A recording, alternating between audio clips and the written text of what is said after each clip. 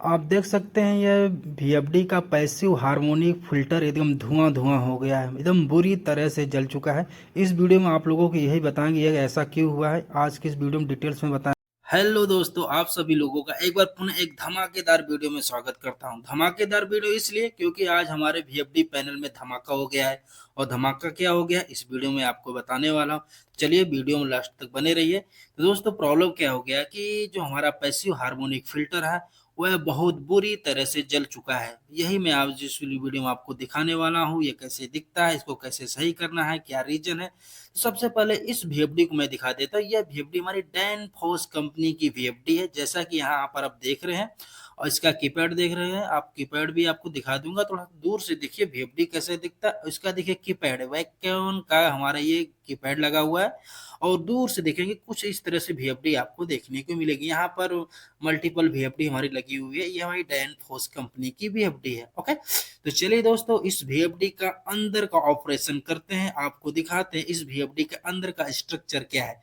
अब पैनल की से इसको ओपन करते हैं, आपको दिखाते हैं कि इस वीएफडी के अंदर क्या क्या पार्ट्स हमारे होते हैं जो एक्चुअली हमको विजुअली देखने को मिलता है।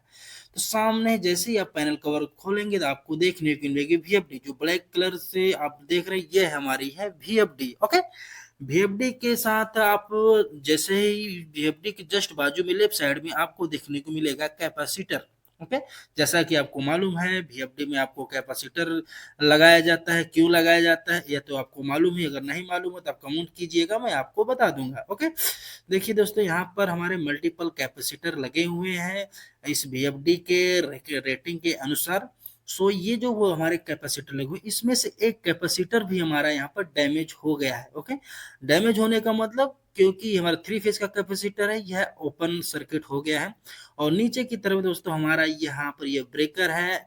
यस, इस ब्रेकर के बाद जब हम बैक साइड में चलेंगे वीएफडी को दिखाएंगे, सो ओवरऑल आपको पैसिव हार्मोनिक फिल्टर देखने को मिलेगा जो बैक बैक साइड में यह माउंटेड है। ओके, तो आप यहाँ पर देखिए कितना बुरी तरह से ये जल चुका है।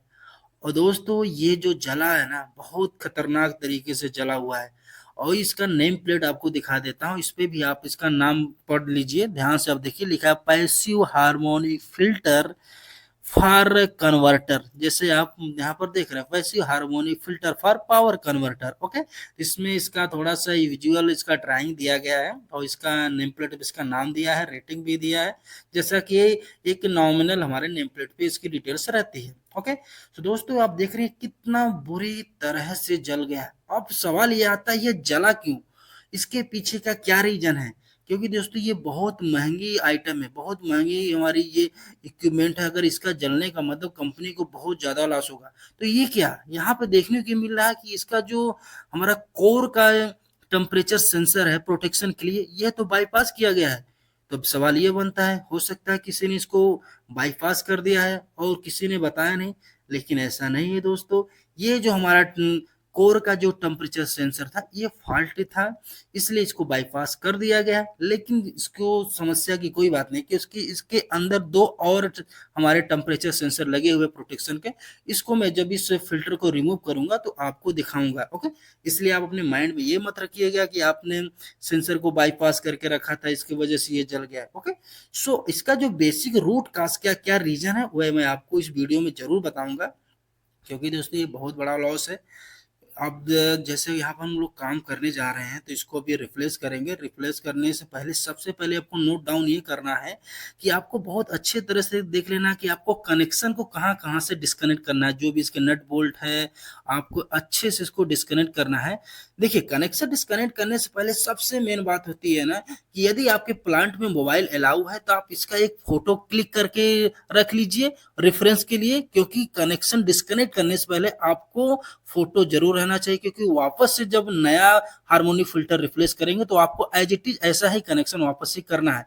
यदि आपके प्लांट में मोबाइल अलाउ नहीं तो नो इशू, आप एक नोटबुक में भी आपको इसको नोट डाउन अवश्य कर लेना है। ओके, अब दोस्तों हम कैपेसिटर के सेक्शन में आते हैं। तो ये जो कैपेसिटर है ये हमारा 3 फेज का कैपेसिटर है। ये हमारा एक कैपेसिटर ओपन हो गया है और जो हमारे सब कैपेसिटर लगे हैं सब पैरेलल में लगे हुए हैं। तो चलिए पहले आपको दिखाते हैं कैपेसिटर को हम कैसे चेक करना है। हमको हमारे मल्टीमीटर से सेलेक्टर स्विच से हमको कैपेसिटर पे सेट कर लेना है।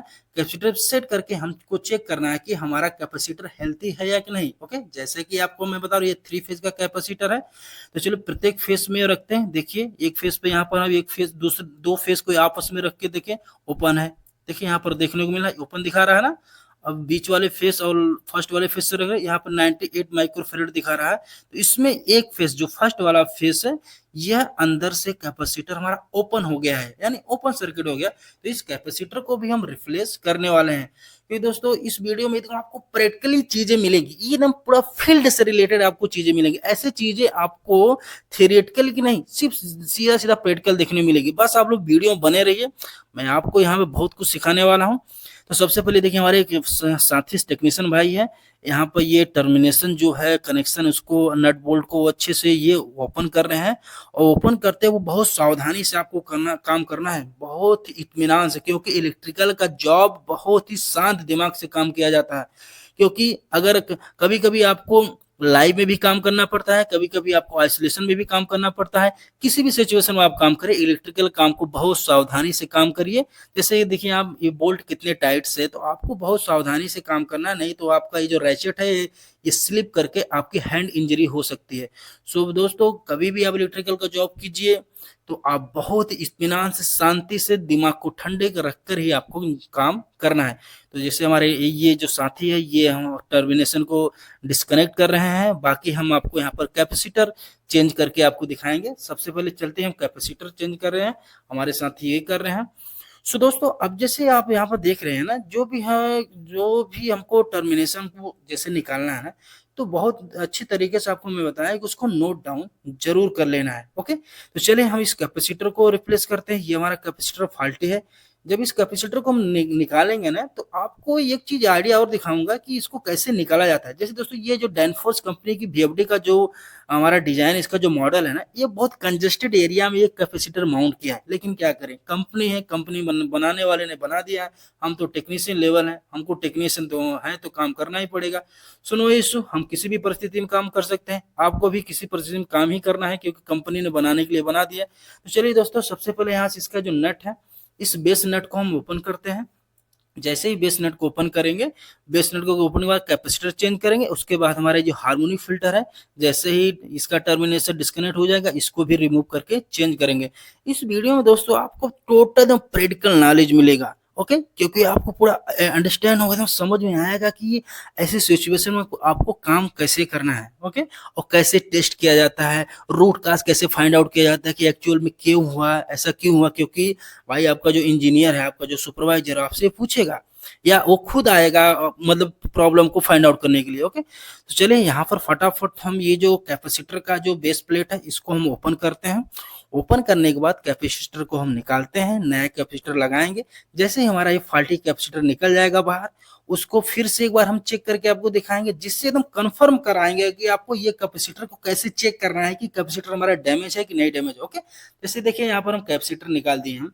सो यहाँ पर हमने 2 कैपेसिटर रखा है, एक फाल्टी और एक अच्छा वाला। ओके, तो फाल्टी वाला कैपेसिटर आपको पहले चेक करा दें। जैसे 3 फेज का हमारा कैपेसिटर है, सो इसमें प्रत्येक फेज के बीच में हम कैपेसिटर का वैल्यू दिखाते हैं। तो देखिए ओएल, अभी आपको मैं जानकारी लेके बता दीजिए, हमारा जो कैपेसिटर है 100 माइक्रोफैरेड का है। तो आप देख रहे हैं यह ओएल यानी ओपन रेडी दिखा रहा है। सिर्फ एक फेज में इसका जो वैल्यू 98 माइक्रोफैरेड दिखा रहा है। इसमें जो फर्स्ट वाला जो फेज है यह ओपन हो गया है। आप समझ पा रहे हैं, ये फर्स्ट फेज ओपन हो गया। अभी देखिए जो इस बॉक्स से हम नया कैपेसिटर निकाले हैं, ये देखिए हमारा नया वाला कैपेसिटर। अब नया वाला कैपेसिटर को हमको लगाने से पहले हमको चेक कर लेना है।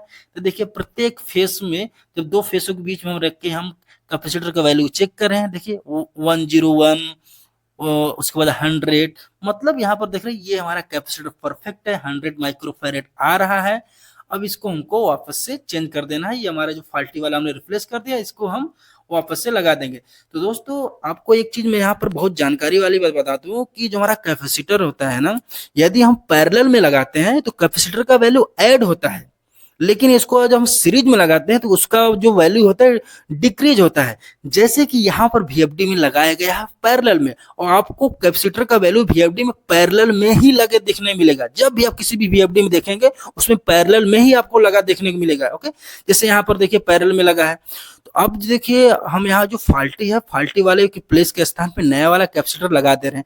लेकिन एक चीज आपको दिमाग में और आएगा कि इससे पहले आपने तो कैपेसिटर का टोटल वैल्यू चेक ही नहीं किया। तो कोई बात नहीं दोस्तों, मैं जरूर चेक करके आपको दिखाऊंगा, क्योंकि पता तो होना चाहिए ना कि जब हमारा कैपेसिटर फाल्टी था तब हमारा टोटल वैल्यू कितना था, और जिसके बाद जब हम नया वाला चेंज कर दिए तब हमारा कितना हो गया। ये चीज तो आपको पता होनी चाहिए, तभी तो आपको मतलब डाउट क्लियर होगा ना, ऐसा नहीं लगेगा। तो चलिए देखिए, हम दो फेस पे यहाँ पर रखे हैं, जो हमारा यहाँ पर दो फेस पे हम रख दिए।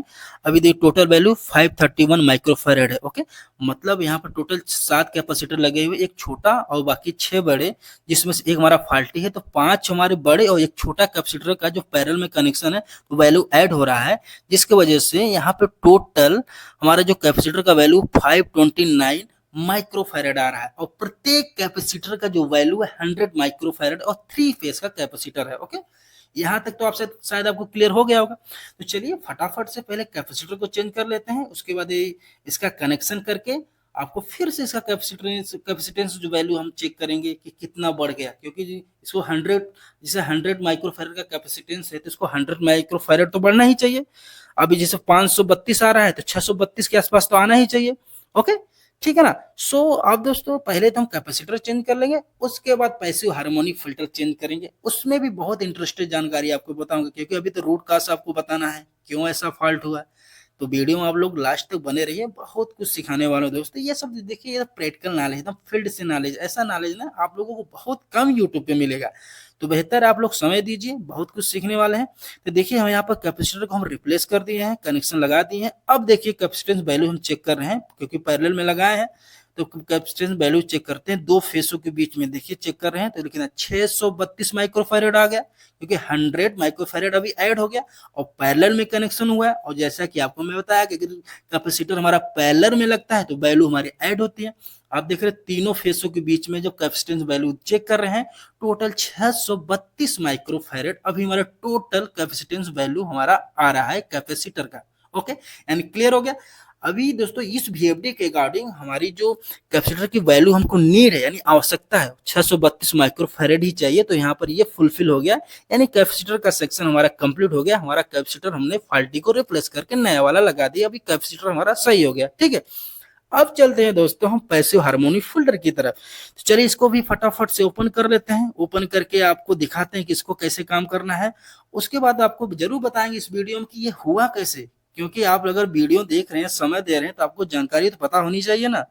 और जैसे कि आपको मालूम है, मैनेजमेंट तो पूछेगा ही, इंजीनियर तो इस सवाल करेगा ही, यानी हुआ क्यों, क्योंकि रूट काज, क्योंकि बहुत बड़ी प्रॉब्लम होगी। इतना महंगा पैसिव हार्मोनिक फिल्टर अगर जल गया है तो कंपनी को कितना लॉस होगा, क्योंकि इसको नया खरीदना पड़ेगा, या स्टोर में रखा होगा तो उसको लगाना पड़ेगा, नहीं स्पेयर में तो रखना ही पड़ेगा ना। तो चलिए दोस्तों इसको फटाफट से कनेक्शन हम रिमूव करते हैं।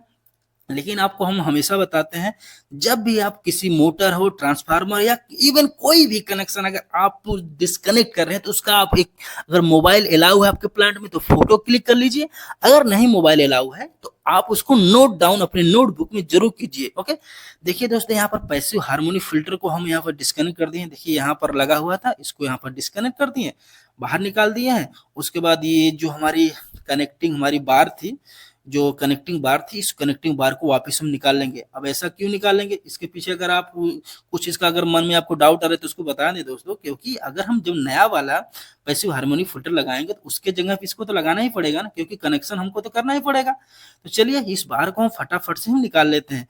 उसके बाद आपको दिखाते हैं कि इसमें दो और सेंसर था, वो दो सेंसर आपको और अलग से आपको दिखाएंगे, क्योंकि आपके मन में ये डाउट नहीं होना चाहिए कि अगर सेंसर ऑलरेडी लगा हुआ था तो ये हमारा passive harmonic filter over heat की कंडीशन में ट्रिप क्यों नहीं हुआ, जल क्यों गया।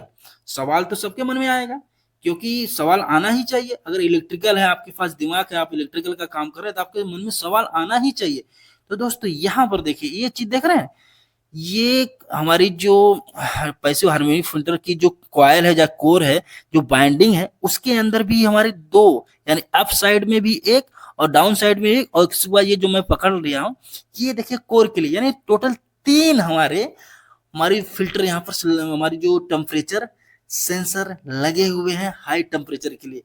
सो दोस्तों, अब रही बात इसकी, तो क्या काम करेंगे कि हमारा तो जो फाल्टी वाला पैसिव हार्मोनिक फिल्टर निकाल दिए। देखिए अभी हम नया वाला पैसिव हार्मोनिक फिल्टर लेकर आए हैं। उस पैसिव हार्मोनिक फिल्टर में वापस से हम जो बेस प्लेट निकाले थे कनेक्टिंग, उसको वापस से लगा देंगे। तो दोस्तों एक चीज आप लोग ये चीज क्लियर कर लीजिए कि ऑलरेडी इसमें टोटल 3 टेम्परेचर सेंसर था। एक हमारी कोर को, मतलब कोर को ओवर हीट प्रोटेक्शन के लिए लगा था, बाकी 2 हमारी कॉइल के लिए लगा हुआ था। इन तीनों में से किसी ने भी प्रोटेक्शन प्रोवाइड नहीं किया, जिसके वजह से ये जो हमारा पैसिव हार्मोनिक फिल्टर था ओवर हीट होकर, क्योंकि चलते चलते, क्योंकि हमारी जो वीएफडी है इससे रिलेटेड जो हमारी मोटर है वो कंटिन्यू 24 आवर्स चल रही है। तो हमारा जो पैसिव हार्मोनिक फिल्टर है धीरे धीरे गर्म होते होते होते होते एक समय ऐसे आया कि ये पूरी तरह से डिस्ट्रॉय हो गया, एक तरह से ये खत्म हो गया। सो दोस्तों, अब इसका जो हमारी डैनफोर्स कंपनी की जो वीएफडी का जो वेंडर है उससे बात किया जाएगा, इंजीनियर बात करेंगे कि भाई ऐसा क्यों हुआ, हो सकता है आपका डिजाइन का इश्यू है, क्योंकि ऐसा नहीं होना चाहिए। यदि 3 हमारे सेंसर लगे हुए हैं, टेम्परेचर सेंसर जो प्रोटेक्शन प्रोवाइड करने के लिए लगे हैं, अगर एक भी ट्रिप नहीं कराया, इसका मतलब ये डिजाइन का क्यों इश्यू हो सकता है। तो उनको बुलाया जाएगा, वो इस बात का जवाब देंगे। तो कोई बात नहीं दोस्तों, ये बात की बात है, वो लोग अपना काम करें, हम लोग तो टेक्नीशियन लेवल के आदमी हैं, हम लोग अपना जॉब करेंगे। तो फटाफट। तो दोस्तों कैसा लगा ये वीडियो? देखिए हमारा फिल्टर रिप्लेस हो गया है। यदि ये वीडियो आपको पसंद आया है तो प्लीज वीडियो को लाइक जरूर कीजिए। चैनल पर पहली बार वीडियो देख रहे हैं, चैनल को सब्सक्राइब करके सपोर्ट जरूर कीजिए। दोस्तों ये सब हम रिप्लेस कर देंगे तो हमारी वीएफडी फिर से चालू हो जाएगी। बस आज के लिए बस इतना ही, मिलते हैं नेक्स्ट वीडियो में। यदि इस वीडियो आपने कुछ सीखा है, आपको समझ में आया है, तो प्लीज वीडियो को लाइक जरूर कीजिए, चैनल को सब्सक्राइब भी जरूर कीजिए। ओके दोस्तों, धन्यवाद, जय हिंद।